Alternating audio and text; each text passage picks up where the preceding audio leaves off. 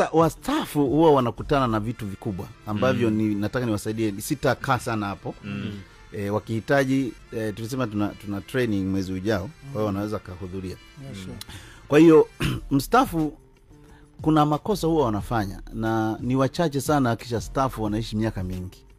Walio wengi wakimaliza kazi, wengi huwa aidha wanapata magonjwa mabaya, stroke, sababishwa na stress, au wengine wanafariki kabisa. Kweli.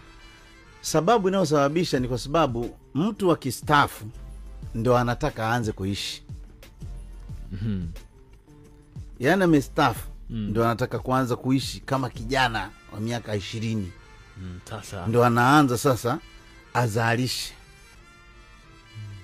Ndio anaanza kugundua kwamba kumbe ajira imeisha. Nifungue duka. Hivi duniani kule watu wanaishije?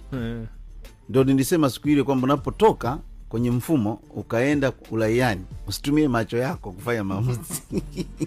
Tumia macho ya watu wengine ambao wamezoea hayo maisha ya huko. Sasa wazee wengi wanajikuta wameingizwa kwenye network marketing ambazo hawazifahamu. Wengine wanaingia kwenye cryptocurrency, wengine wanaingia kwenye forex, wengine wanaparalyze kwa sababu hela zimeenda, wengine wanafariki.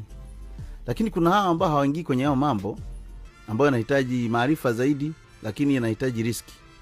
Wengine wanaenda wanachagua kufanya biashara.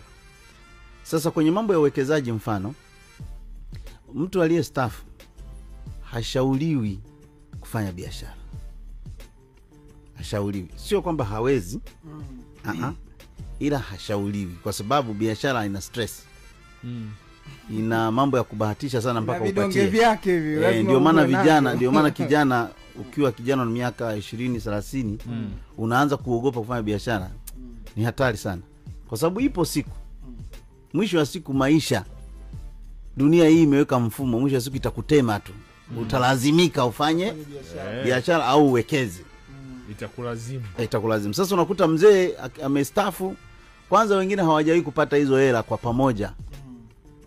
Anachanganyikiwa. Anapigwa 100. 100 nadhani ni matilioni. Kumbe wengine wanastaafu hata nyumba hajawahi kujenga. Kwa hiyo ndo anakata umo anajenga nyumba. Hiyo nyumba yenyewe kumbuka kimeweza kujenga, anaishi umo. Kwa hiyo ni liability. Kwa sababu haizalishi. Na mwingine hela iliyobaki, mwingine wanachukua wanaweka daladala. Wengine bodaboda, wengine bajaji. Wengine wanalima. Kuna mzee mmoja ananiambia, bwana mimi nimechukua mashamba ili niweze kustaafu vizuri. Nikamwambia, mzee, haya mashamba unalima mazao gani? Mazao unayoyalima na huo umri matokeo yake yanakuja. Akaambia, bwana mimi nimelima napanda miti ya mbao. Miti ya mbao au unapandia wajukuu?